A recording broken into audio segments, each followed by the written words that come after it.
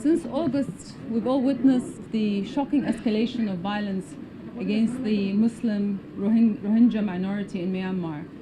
And as a result, over 600,000 have crossed the border into Bangladesh, sparking what is possibly the fastest growing humanitarian emergency the world has seen. With no respect or regard for the principles of humanitarian and international law, the discrimination against and the persecution of the Rohingya minority has continued unabated in full view of the world. Just walking around the camp today, the residents have spoken to me of unimaginable acts of violence that they have witnessed. Children have been orphaned, women brutalized, family members butchered, villages burned to the ground.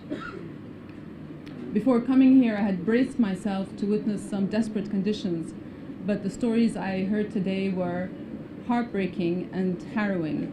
I've heard of systematic rape of young girls being trapped in schools and raped by soldiers. I've heard of babies being kicked around like football and stomped on. I've heard of family members telling me how they've seen their own parents being killed right before their eyes. This is something that is unacceptable.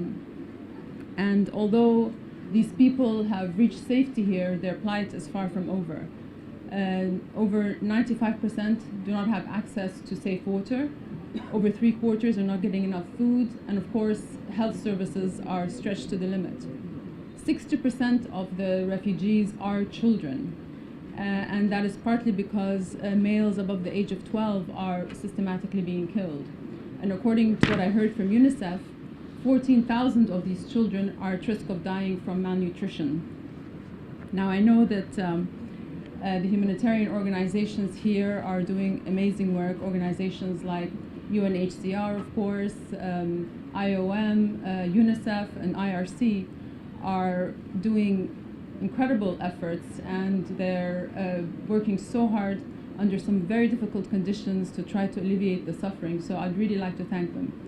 And equally, I'd like to thank the government and the people of Bangladesh for the enormous compassion, kindness, and generosity that they have shown, even though they are having difficulty by themselves, but having to show this compassion is coming at a high price to the host community and to the people of Bangladesh. They are sharing what little they have, and that generosity really needs to be commended. So I really thank the people of Bangladesh. But clearly, it's very clear to everybody that there's an urgent need to scale up the humanitarian response. So I urge the donor community who are gathering today in Geneva to respond effectively, quickly, and generously to this crisis. It is unforgivable that this crisis is unfolding on the world stage to a largely indifferent audience. The world seems to be silent to what many are acknowledging now as an ethnic cleansing of the Rohingya Muslims.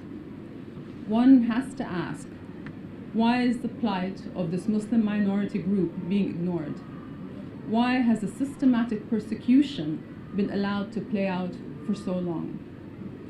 Unfortunately, what we've been seeing is, as a result of some of the terrible acts of a very small minority on the fringes of Islam, where we, the majority, even think that they're on the outside of Islam, has led to a very strong anti-Muslim sentiment and a negative stereotype of Muslims, to the point where many around the world are unable to see Muslims as victims.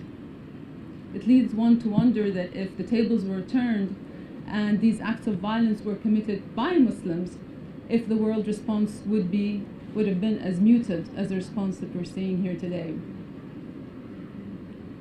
So I urge the UN and the international community to do all that they can to stop the suffering and the violence that's being committed against the Rohingya Muslims, not because it is our job to do so, but because that is what justice demands. Again, thank you all for your efforts, and I hope that through dialogue and reconciliation we can start to see the end of the suffering of these people.